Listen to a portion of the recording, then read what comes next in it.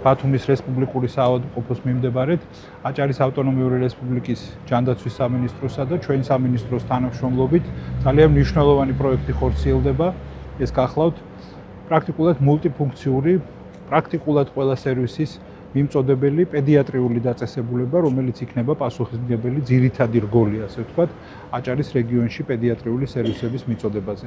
ეს მნიშვნელოვანი კერა იქნება იმისთვის, რომ ის რაც საჭიროება დღეს შეიძლება იკვეთებოდეს პედიატრიული მიმართულებით აჭარის რეგიონში და არა მხოლოდ, არამედ მიმდებარე რეგიონებშიც პრაქტიკულად მთლიანად ამ სერვისების დაკმაყოფილება მაღალხარისხიანად განხორციელდება სწორედ ამ დაწესებულების მეშვეობით. მშენებლობა საკმაოდ წარმატებულად მიმდინარეობს ამ დროის განმავლობაში, საკმაოდ მაღალი ტემპია, ვფიქრობთ, რომ წლის ბოლოს დასრულდება სამშენებლო სამუშაოები და ვფიქრობ, რომ გვექნება შესაძლებლობა მომდევნო რამდენიმე თვის განმავლობაში რეალურად მთლიანად აღიჭურვოს ეს კლინიკა და დაიწყოს ფუნქციონირება. ვფიქრობ, რომ ეს ძალიან მნიშვნელოვანი სიახლე იქნება რეგიონისთვის და მთლიანად ქართული ჯანდაცვის სისტემისთვის. პედიატრიული ნაწილის მშენებლობა აქტუალური გახდა, ვინაიდან ძალიან დიდი იყო მომართვიანობა ბათუმში უკვე არსებული იაშვილის კლინიკის დონეზე.